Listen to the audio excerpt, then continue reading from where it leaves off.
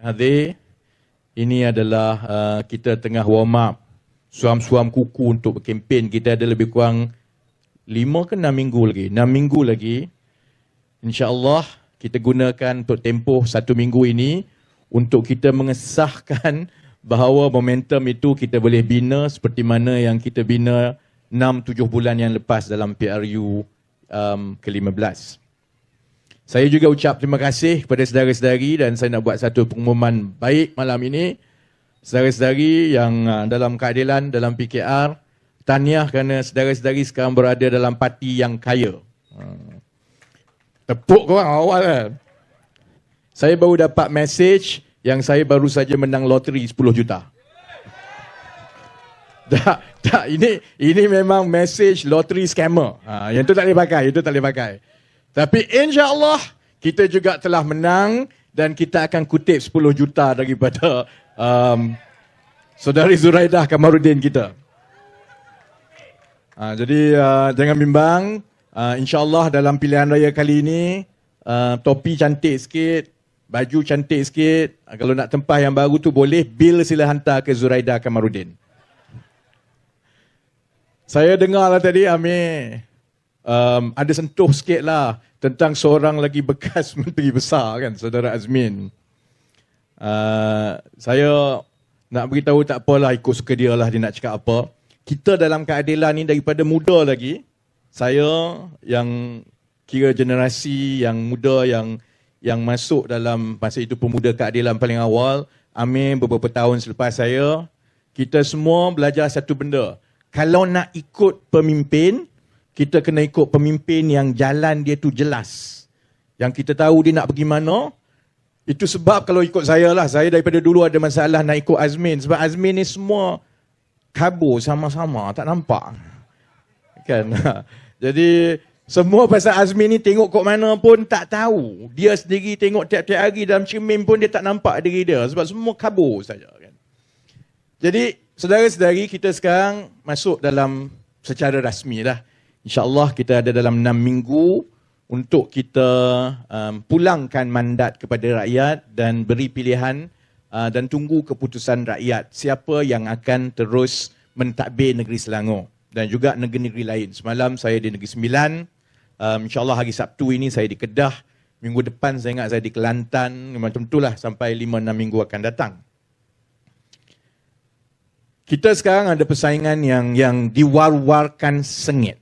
Sebab kalau di Selangor, di Malaysia, kita dimaklumkan bahawa kita akan dapat seorang menteri besar baru daripada Perikatan Nasional.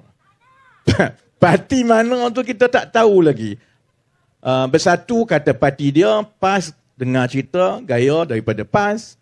Jadi yang itu sekarang ini menjadi tanda tanya rakyat, termasuklah pengundi di Taman Medan ini. Adakah betul selepas Pakatan Harapan memerintah 15 tahun, kita dah 15 tahun di Selangor, 15 tahun di Selangor, adakah kerajaan negeri Selangor selepas ini bertukar tangan kepada Perikatan Nasional? Baik Sebab kalau ikut Perikatan Nasional, dalam tempoh 5-6 bulan ini, banyak sangat dah negara ini berubah. Selepas diambil alih oleh pentadbiran baru Kerajaan Perpaduan, Pakatan Harapan, Barisan Nasional, GPS, GRS, Warisan dan sahabat-sahabat lain.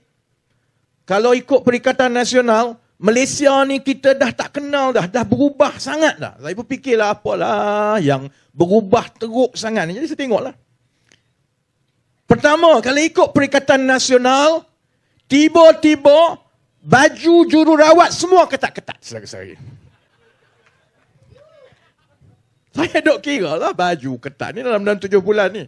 Tanya Dr. Zaliha, kau ada suruh orang pakai baju ketat ke? Tak ada pun. Jadi saya semak, saya ingatlah, dulu pun masa dia jadi kerajaan 33 bulan, macam itulah jururawat duk pakai bajunya. Cuma kita tak perasan lah ketat ke tidak, kita tak tengok sehari. Jadi tiba-tiba, bila bertukar saja kerajaan daripada Perikatan Nasional kepada Kerajaan Perpaduan, baju yang tak ada isu sebelum ni tiba-tiba menjadi ketat. Kemudian kita tengok lagi, Perikatan Nasional kata, kita kena tukar kerajaan untuk selamatkan negara ini. kerana negara ini telah banyak berubah semuanya menjadi makin teruk. Kita tanya dia, apa yang teruk sangat sampai jadi macam ni? Dia kata harga barang rakyat sekarang ini sangatlah tertekan. Saya pun tengoklah, okey. Yalah, tengok sana. Kita nak tahu harga barang, kos sara hidup ini, kita kena tengok kepada kayu ukur dia lah. Kayu ukur dia di mana-mana di seluruh dunia ini dia tengok kepada angka inflasi. Orang mengukur sama ada harga barang naik, turun, mereda, semua itu menggunakan angka inflasi. Ada satu definisi saja. Angka inflasi di seluruh dunia. Bukan pandai-pandai buat. Kenapa angka inflasi dan juga takrifan macam mana nak ukur inflasi ini perlu seragam seluruh dunia? Sebab kalau tidak, kita tak boleh bandingkan prestasi ekonomi satu negara dengan negara lain. Pelabur ke, ahli ekonomi ke dia nak bandingkan, dia perlukan kayu ukur yang seragam. Sebab itu contohnya, cara mengukur inflasi, nak tentukan harga barang naik ke turun, sama seluruh dunia. Pertama, kita tengok dalam satu bulan, satu keluarga itu, berapa pecahan dia belanja untuk makan banyak mana. Untuk baju banyak mana, untuk elektrik tenaga banyak mana, untuk rumah banyak mana, ini dijadikan pemberat untuk mengira kos sara hidup satu keluarga. Kalau kat Malaysia contohnya pemberat yang paling besar ialah bakul makanan. Kerana keluarga paling banyak dia belanja makanan lah kan. Jadi dia tentukan pemberat. Jadi untuk bakul-bakul yang diberi pemberat masing-masing ini, dia tengok pula seorang keluarga yang biasa wajarnya makan apa? Beras, susu, daging, ayam, telur. Kalau tenaga, dia tengok elektrik, dia tengok petrol.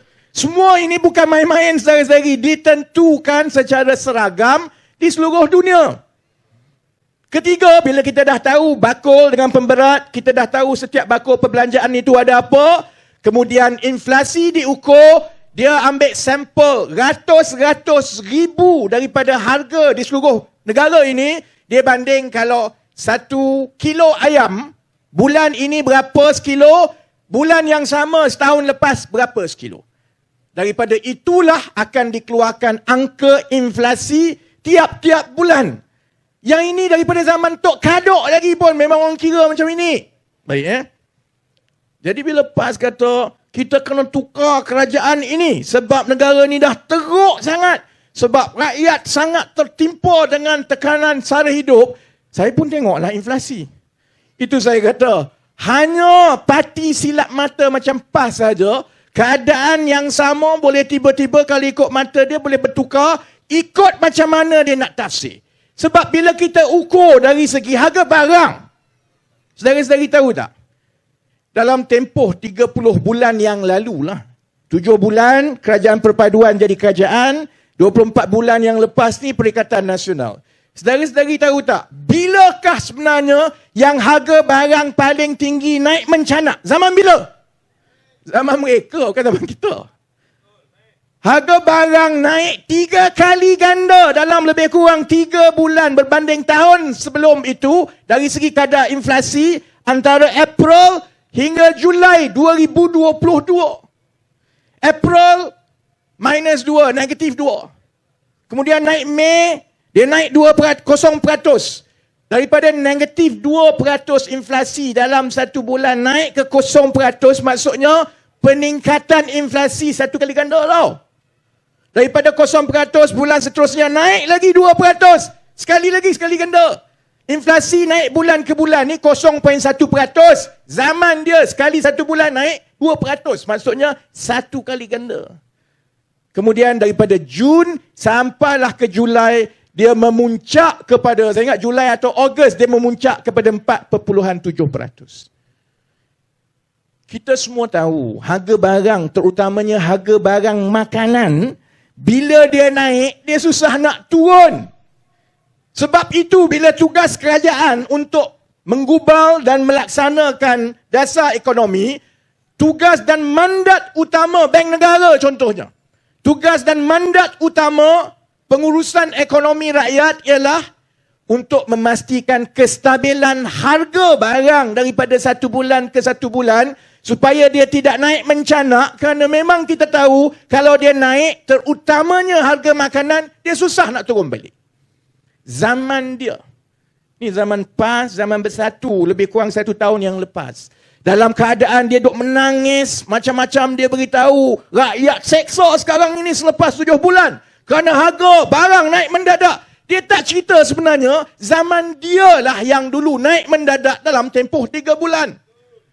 Sehingga tiba-tiba bulan Julai, bulan Ogos kita ada masalah, ayam tak ada, telur tak ada. Zaman dia, bukan zaman kita. Bila kita ambil alih daripada Disember, saya ingat bila kita ambil alih lebih kurang 4% lebih. Untuk 7 bulan berturut-turut, dia turun sehingga sekarang ini ke paras yang paling rendah dalam masa setahun. 2.8%. Baik Orang PAS lah ni yang duk tengok ni. Ni yang duk tengok ni, yang duk macam-macam. Macam mana nak menjawab ni kan? Dia akan kata, alah kau tipulah. Engkau tak beli beras sekarang. Harga beras telah naik. Saudara-saudari tahu tak? Negara kita ni adalah antara negara yang paling banyak mengenakan kawalan harga. Paling banyak dia rantau ini. Untuk mengawal harga barang-barang terpilih yang merupakan barang ruji untuk rakyat. Konsep kawalan harga dalam bidang ekonomi ini bukanlah bermakna kamu boleh kawal semua. Kita kawal barang-barang asas yang digunakan oleh seramai mungkin rakyat biasa. Contoh dia, beras. Ada berapa puluh jenis beras yang ada? Ada beras satu yang saya pun tak tahu dia panggil apa, beras yang dikawal lah kan. Itu beras yang biasa, yang majoriti rakyat kita makan beras tempatan yang dikawal harga itu kan. Kemudian adalah beras basmati lah, beras quinoa lah, beras huma lah, beras super sana, super Thai, super Taiwan, super Jepun. Yang ini kau suka engkau lah, kau nak beli kalau kau import mahal lah. Yang orang PAS duk kata harga beras naik. Yang naik saudara-saudari ialah harga beras yang tidak dikawal. Yang kau pandai-pandai pergi beli beras import mahal. Itu kenapa? Kerajaan bila kita tentukan dasar nak kawal yang mana, kita sudah tentulah kita kawal harga yang digunakan oleh majoriti rakyat biasa. Nak kawal yang menteri makan buat apa? Dia sama juga. Orang kata kalau boleh tidak kawal harga mi goreng. Saudara-saudari pernah fikir tak kenapa kerajaan, mana-mana kerajaan dalam dunia ini tak pernah kawal harga mi goreng, tak pernah kawal harga pizza, tak pernah kawal harga ayam penyet. Nasi ayam penyet. Kenapa? Bayangkan gerai sana ayam mi goreng dia, mi goreng kosong, tak ada ayam. Yang ini mi goreng juga tapi ada kerang. Yang ini mi goreng juga tapi kedekut ni cili pun tak ada. Jadi bayangkan kalau kerajaan kata kami nak mengawal mi goreng, mampulah penguatkuasa ada 1000 jenis mi goreng. Pergi tangkap mi goreng dia kata, aku punya mi goreng ni memanglah aku jual mahal sikit pun tak apalah sebab aku punya tak ada cili. Khusus untuk orang yang tak makan cili. Pergi tanya yang ada ayam, ada jawapan dia. Jadi sebab itu teori dia, bila kita mengawal harga barang, ia mestilah barang umum yang menjadi bahan ruji oleh orang terbanyak untuk memudahkan penguatkuasaan supaya benda itu praktikal. Tidak praktikal untuk mengawal harga nasi lemak. Sebab itu saudara-saudari, bila dia kata harga barang naik mendadak ni, dia boleh cerita macam-macam lah. Saya nak ajak rakyat Malaysia yang menonton, dan saya yakin pengundi-pengundi di Medan memang cerdik lah kan. Orang taman Medan. Saudara-saudari, bila kita dihujani dengan segala jenis cerita TikTok ni, saya nak beritahu, gunalah akal. Biarlah cerdik sedikit. Orang tanya, kata harga barang naik. Secara ekonominya harga barang ini ditentukan kadar turun naiknya oleh inflasi.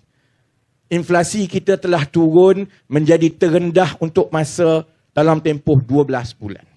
Perbandingannya cukup jelas bila Pakatan Harapan dan Kerajaan Perpaduan ambil alih, dia tak pernah naik, dia turun. Tiap-tiap bulan turun.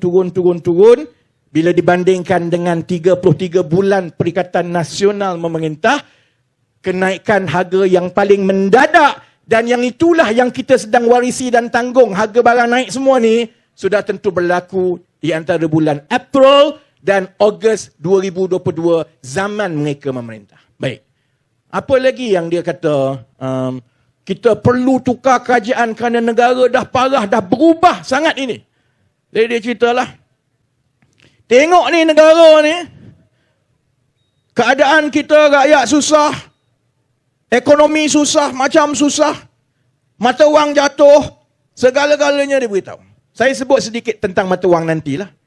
Tapi kalau nak bandingkan keadaan kedudukan ekonomi dan kewangan negara, sebelum Pakatan Harapan dan Kerajaan Perpaduan ambil alih dengan banding dengan zaman dia. Saudara-saudari ingat tak dulu? Zaman dia, harga barang naik mendadak. Sampai dalam 3-4 bulan, kadar inflasi naik 3 kali ganda. Bila orang tanya menteri-menteri bersatu dan PAS, dia jawab apa? Tak ada masalah je, biasalah. Harga barang macam ni lah, biasalah. Bukan masalah kepada rakyat. Sekarang, bila kita berjaya menurunkan, dia kata, alah ini tipulah, data tak betul. Macam itulah juga dia jawab bila kita ceritakan tentang kedudukan kewangan negara. Bila kita beritahu bahawa hutang negara sudah sampai 1.5 trilion. 1,500 bilion. Cuba tekan 1.5 trilion dalam handphone saudara-saudari, tak cukup kosong. Berapa belah kosong pun saya tak tahu. Sekarang dia bising. Sampaikan Tan Sri Muhyiddin Yassin dalam parlimen bangun. Ini kerajaan. Tak adakah perancangan untuk membantu rakyat dalam keadaan negara yang berada dalam zaman susah ini? Aku sabar je lah sebab ingat dulu pernah baik dengan dia. Dia selalu juga naik terak saya untuk berceramah dulu masa zaman-zaman bersatu dengan Pakatan Harapan tahun 2016-2017 dulu. Aku ingat, ya Allah, muka tebalnya korang ni. Jadi pembangkang bolehlah jadi pembangkang, tapi paling kurang muka tu janganlah tebal sangat. Korang tambah hutang, korang buat masalah, tiba-tiba korang bajet jadi champion rakyat. Ya, lepas kau tinggalkan hutang kat kita. Yang tinggalkan hutang sampai 1,500 bilion ini, mereka. Yang berbelanja separuh mati, mereka.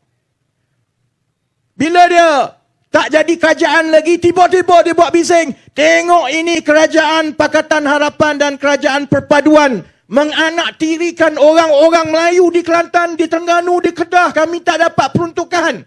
Aku pun semak lah. Kan kementerian saya kan semak lah. Hampir betul. Rupanya kami bagi tahu ni lagi banyak daripada dia orang bagi kepada Kelantan, Terengganu, Kedah dulu zaman dia orang. Tapi dia boleh pusing cerita. Dia kata, tengok ni kerajaan perpaduan sekarang ni menganaktirikan dan menganiaya orang-orang miskin daripada Kelantan, daripada Kedah, daripada Terengganu. Sama juga dia beritahu, air di Kelantan ini tak dapat diselesaikan kerana kerajaan perpaduan tidak mahu bagi 8 bilion ringgit kepada kerajaan Kelantan untuk baiki air. Nasib baik, Datuk Seri Anwar ni dia jenis bendul sikit tak? Dia kesian. Betul ke? Kita betul-betul nak tolong. Dia pun panggillah mesyuarat. Panggil mesyuarat. Saya duk fikirlah menentang apa sampai 8 bilion ni. Jadi dia pun tunjuk. Ini kami perlukan 8 bilion untuk baiki kemudahan air. Kita perlukan 7 loji air yang baru. Okey? Dia pun tunjukkan. Yang ini 500 juta liter sehari. Aku pun dah lupa. Dia 500 ribu ke 500 juta? Mana Amir ni, Menteri Besar? Hebat panggilan. Saya lupa. Saya rasa dia kapasiti satu water treatment plant 500 ribu liter sehari kan. Okey. Yang ini 500, yang ini campur lagi 500 sampai 7 ni kan. Kemudian kami tanya, sebenarnya kamu nak sampai 8 bilion bina sampai 7 loji rawatan ni, sebenarnya berapa je permintaan dan penggunaan air yang diperlukan ni? Dia pun beritahu, saya pun tanya, kalau ikut tu bukannya kalau dapat satu lagi loji rawatan air tambahan, bukankah dah cukup untuk satu negeri Kelantan? Tak apalah, kita minta je. Saudara-saudari, bila kita tengok-tengok balik, yang dia duk cerita kat semua orang, 8 bilion yang tak diberikan. 8 bilion itu belanja untuk 7, saya tak silap saya, 7 loji rawatan, yang diperlukan 1 je. 6 lagi tu dia pandai-pandai tambah kod-kod nak bagilah kat kita. Boleh main duit rakyat minta kod-kod nak bagi saudara-saudari. Kau ingat duit siapa? Zuraida pun tak bagi tau kalau minta dengan dia. 8 bilion sebenarnya yang diperlukan selama ini hanya 1 bilion lebih je. Sebab itu Kerajaan Persekutuan di bawah Datuk Seri Anwar Ibrahim kata kita boleh selesaikan insyaAllah orang Kelantan. Sila dengar. Sebelum saya sampai ke Kelantan nanti cerita saya. Sebenarnya boleh je selesaikan. InsyaAllah. Sebab dia tidaklah sebanyak yang mereka sebut sampai 8-9 bilion yang disebut sebelum ini. Sebab dia pandai-pandai tambah 4-5 loji rawatan baru yang sebenarnya tidak pun diperlukan bila dilihatkan kepada permintaan dan penggunaan air bersih tiap-tiap hari di Kelantan. Ini jenis apa ni? Sebab itu saya berani cakap, kalau berani saman. Saya tak takut kena saman sebab benda ni saya dah tengok, saya dah tanya, mereka pun tahu. Jadi saudara-saudari, kita berdepan dengan parti lawan kita yang ikut suka dia pusing cerita. Zaman dia benda tu jadi teruk macam mana pun tak apa, alhamdulillah negara kita berkat. Mari zaman kita walaupun baru 6-7 bulan, walaupun keadaan lebih baik, angka semua menunjukkan keadaan lebih baik. Dia kata Allah, rakyat kita ni teruknya lah, terseksa sebenarnya. Sebab itu kita wajib sebagai orang Islam, kita kena tukar kerajaan negeri. Saudara-saudari, sebab itu saya harap, saya tak bimbang sangatlah dengan pengundi-pengundi di Selangor. Sebab pengundi-pengundi di Selangor tahu bahawa ahli politik ni, saya ke, Amir ke, Azmin ke, Zuraida ke, kami boleh temberang. Saya tahu. Saya pernah jadi di tempat saudara-saudari, berada di luar politik. Saya pun kadang-kadang tengok, saya pun masa saya tak ada dalam politik 4-5 tahun lepas, saya kata, ya dia orang ni temberang je ni. Tapi saya tahu rakyat Selangor juga telah ada pengalaman melalui proses menukar kerajaan. Rakyat Selangor boleh memilih tolak ke tepi semua TikTok tak TikToknya, sentimennya semua. Kerana akhirnya kita kena berpaksikan keputusan kita kepada perkara yang berfakta, ilmiah dan yang hakiki. Kalau nak cerita pasal ekonomi, tengok kepada angka rasmi. Kamu boleh sembang kencang, harga barang tuntang-tuntang semua, tapi inflasi turun. Jawab yang itu dulu. Jawab yang itu dulu. Kamu boleh cerita baju ketat, tak baju ketat, tapi bila semak, tak ada pun peraturan bertukar macam itulah daripada dulu. Jadi macam mana kamu boleh kata bila kerajaan bertukar baju boleh jadi ketat tiba-tiba? Sama juga, kamu boleh cerita pumpang-pumpang kerajaan semua ini menafikan, menzalimi semua. Bila kita semak, kau nak beritahu, kau nak simpan malu tu kat mana bila kita tunjukkan dalam parlimen kerajaan perpaduan bagi peruntukan yang lebih besar kepada negeri-negeri Kelantan, Terengganu dan Kedah berbanding masa zaman diorang jadi kerajaan dulu pun.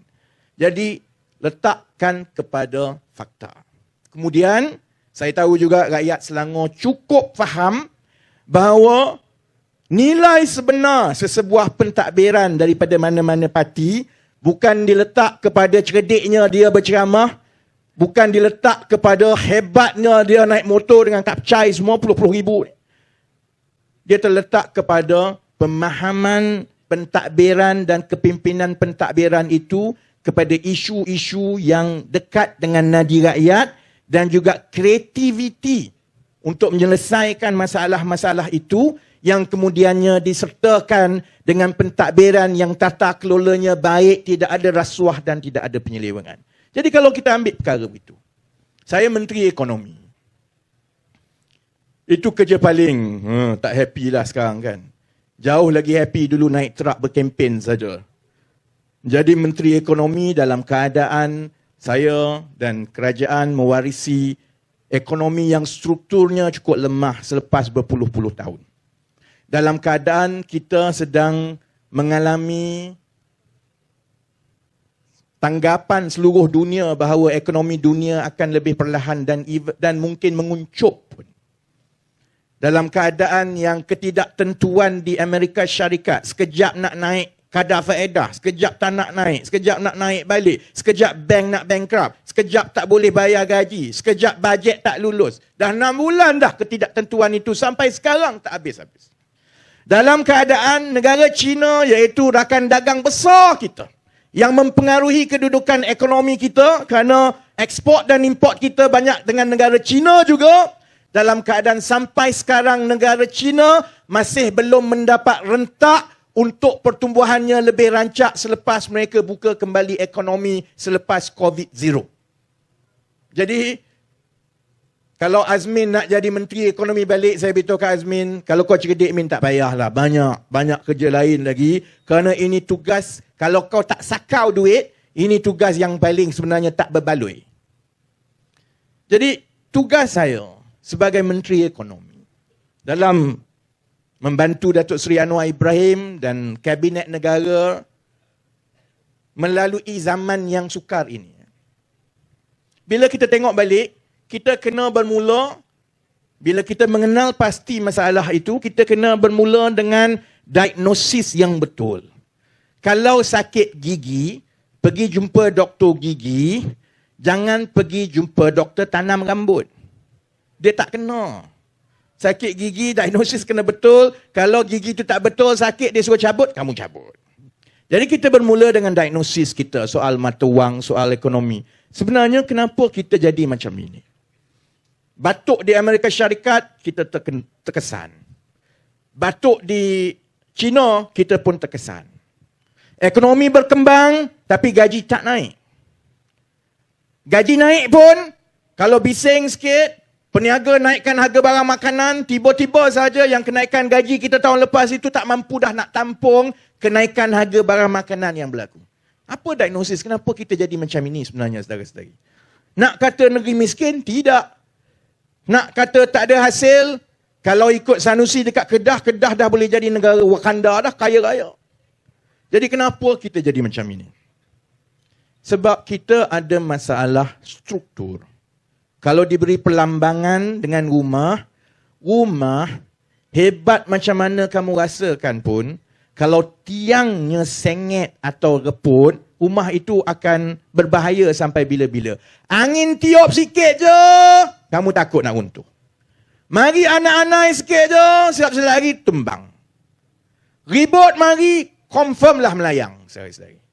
Itulah ibarat ekonomi kita sekarang, kerana struktur ataupun tiang yang menjadi asas ekonomi kita ini sudah lemah. Dan oleh sebab itulah kita menjadi cukup sensitif kepada benda-benda yang berlaku di luar kita.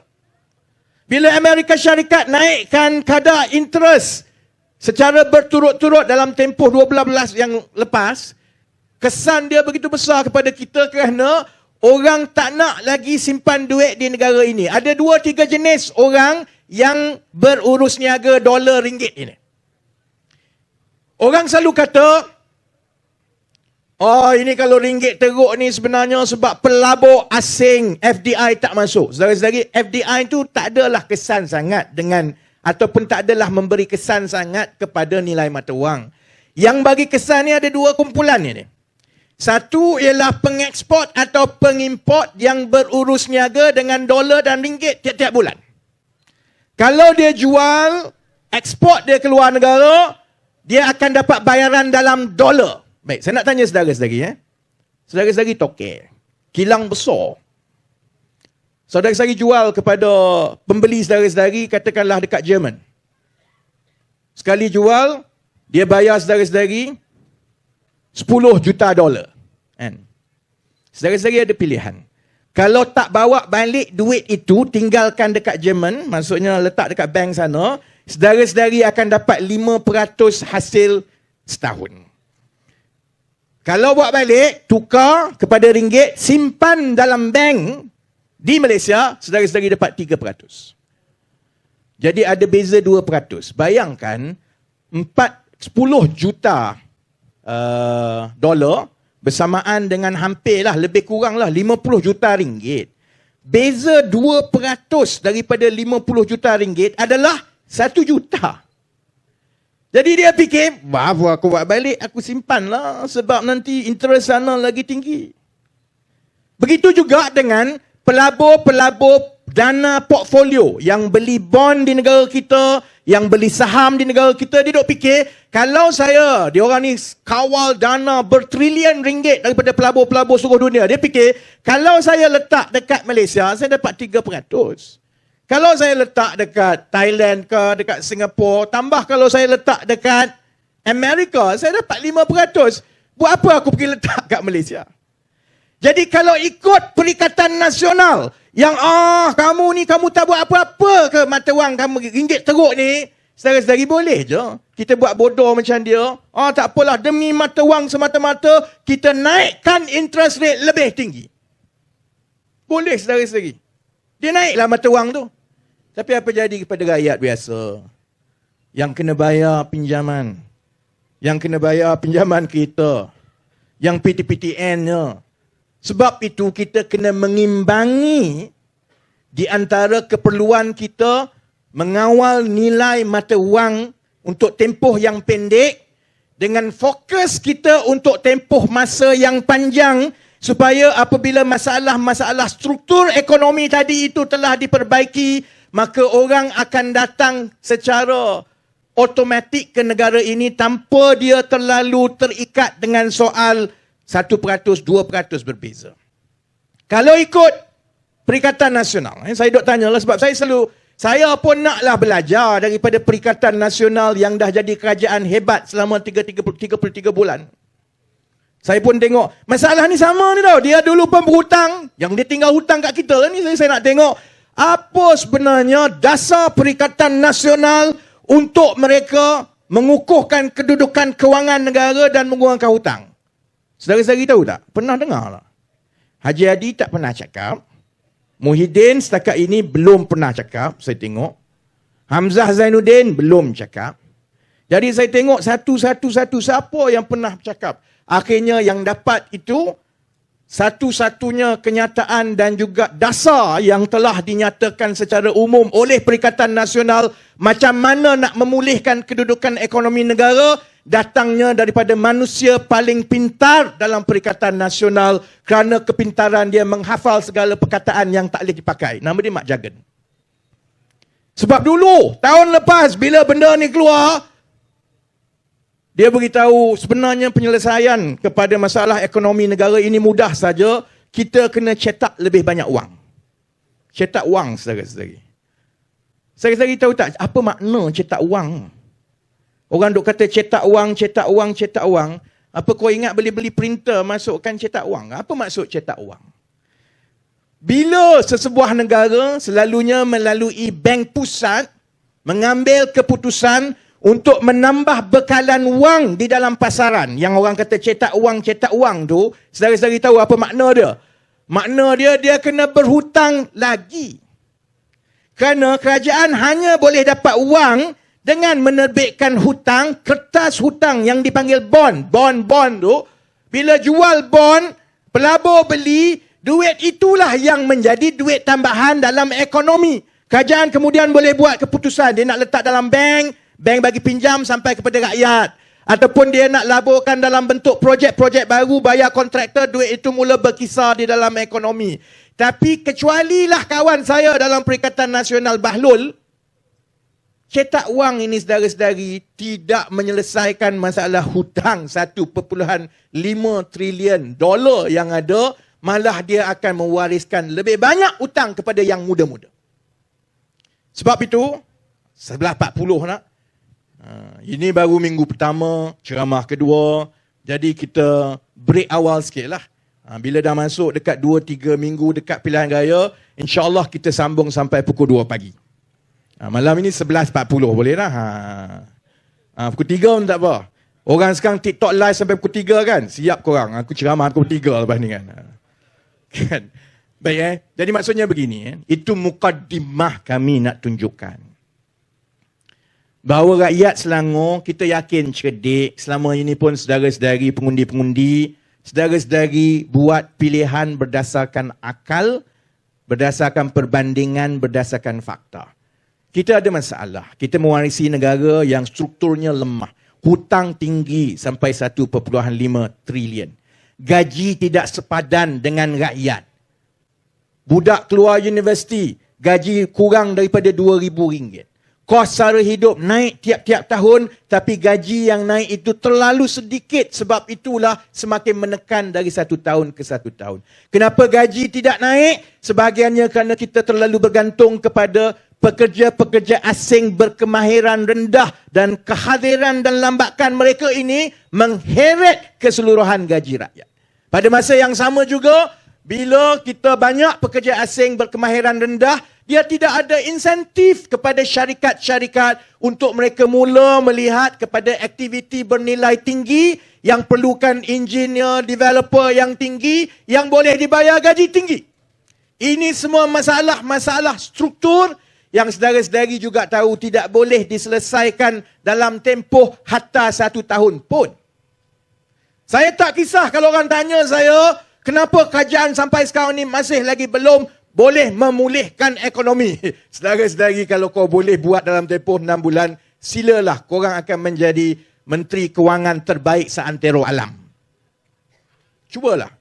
Tak boleh saudara-saudari, dia ambil masa kerana bukan sahaja memerlukan dasar, dia juga memerlukan perubahan sikap rakyat. Yang contohnya, bila kita terlalu bergantung kepada pekerja asing, sebab semua banyak benda yang bawah-bawah ini semua pekerja asing buat. Kalau kita nak mengubah struktur itu, maksudnya ada benda yang kita kena mula buat sendiri. Kita selama ini tak nak bercucuk tanam. Kita pandang rendah soal bercucuk tanam. Sehingga kan kita kena mengimport banyak makanan. Bertahun-tahun kita cerita pasal harga barang. Tapi pentadbiran demi pentadbiran, tak ada yang cuba menumpukan untuk membina infrastruktur pertanian moden yang kami buat sekarang. Jadi sebab apa? Sebab selama ini orang kata, alah petani buat apa, baik saya jadi scammer. Sekarang ini kita kena ubah sikap kita juga supaya kita yakinkan anak muda, bina infrastruktur yang baik supaya menjadi usahawan tani moden itu ialah pekerjaan yang setaraf dengan engineer, dengan arkitek. Baru kita boleh selesaikan dalam tempoh 3-4 tahun akan datang. Kerajaan dah buat dasar, saudara-saudari. Saya sekarang ni, kadang-kadang orang terlupa, kau ni Menteri Ekonomi ke Menteri Pertanian? Memang saya tumpu bab keterjaminan makanan. Sebab itu soal ekonomi. Itu soal harga barang rakyat. Itu soal import kita. Tapi ia juga bermakna, lebih banyaklah anak-anak muda yang kita galakkan mula menjadi peniaga dan usahawan tani. Dia memerlukan juga perubahan sikap daripada masyarakat kita. Jadi semua ini tak boleh berlaku serta-merta. Tapi insya-Allah saya yakin rakyat Selangor, semua yang menonton, yang ada akal, tidak berpegang kepada emosi, tahu mereka akan bandingkan. Memang betul pelaburan untuk masa depan ini akan ambil sedikit masa untuk membuahkan hasil. Tapi mereka ada rancangan, ia sedang berlaku, hasil itu sedang berlaku tiap-tiap bulan. Dan bila mereka bandingkan dengan prestasi Perikatan Nasional Pembangkang 33 bulan yang lepas, saya yakin mereka tahu. Mereka sembang pasal harga barang, zaman dia, bila orang kata pasal harga barang, dia kata tak ada masalah pun. Mereka sembang pasal rakyat hidup susah, zaman mereka bila orang tanya Muhyiddin tentang bendera putih rakyat susah, dia kata, dia boleh buat lawak, dia boleh pelekehkan orang yang susah nak cari makan ini. Dia kata, baiklah naikkan bendera biru daripada buat naik bendera putih. Bila kita cerita pasal bagaimana kita nak mengukuhkan kedudukan fiskal kita, bagaimana kita nak mencapai sasaran defisit, kita ada sasaran khusus tiap-tiap tahun, dia jawab apa zaman dia? Apa susah-susah, kita cetak wang saja. Saudara-saudari, saya yakin sebenarnya bahawa rakyat Selangor terutamanya, saudara-saudari selepas satu generasi daripada 2008 dahulu pun adalah generasi mereka yang mengundi menggunakan otak. Dan insya-Allah saudara-saudari akan dapat membezakan prestasi, perancangan, iltizam yang Kerajaan Perpaduan ada berbanding dengan prestasi dan sembang yang Perikatan Nasional ada dahulu. Jadi sebab itu saya nak tutup begini. InsyaAllah saudara-saudari, saya yakin Pakatan Harapan dan Kerajaan Perpaduan akan kekal berkuasa dan mentadbir negeri Selangor, insya-Allah. Jangan bimbang. Saya juga yakin sebenarnya insya-Allah majoriti itu adalah majoriti besar. Jadi saya minta Azmin, kamu carilah gua siap-siap. Kan, jangan nanti kalau kalah baru nak cari gua susah. Cari gua siap-siap. Sebab insya-Allah saya ingat dalam 5-6 minggu daripada sekarang rakyat negeri Selangor akan memulangkan mandat itu kepada kerajaan perpaduan dan saya berdoa supaya bila sahabat-sahabat saya tak bertanding, kan saya tak ada niat lah aku nak bertanding don ni kan. Bila mandat itu dipulangkan kepada Pakatan Harapan Kerajaan Perpaduan, janganlah kamu sia-siakan mandat itu. Mandat itu tak mudah untuk kita dapat. Walaupun setelah 15 tahun memerintah, walaupun insya-Allah kita bangga dengan prestasi yang ada di negeri Selangor, tapi banyak lagi perkara yang perlu dibuat. Banyak lagi jurang yang ada, banyak lagi orang susah. Jadi dapat mandat, jaga betul-betul dan insya-Allah saudara-saudari, reward itu, berkat itu insya-Allah akan datang daripada Allah selepas saudara-saudari bersara menjadi bekas wakil rakyat satu hari nanti. Jadi dengan itu, insya-Allah kita jumpa lagi minggu depan. Saya tiap-tiap minggu akan berceramah, pusing-pusing, mesti balik ke Selangor juga. Dan insya-Allah Taman Medan ini doa-doakan insya-Allah lah kita akan tetap mengekalkan. Saya ucap terima kasih banyak-banyak. 11.50. InsyaAllah bila saya dapat 10 juta daripada Zuraida, saya belanja makan semua. Terima kasih. Sekian. Wabillahi taufiq wal hidayah. Assalamualaikum warahmatullahi wabarakatuh. Terima kasih.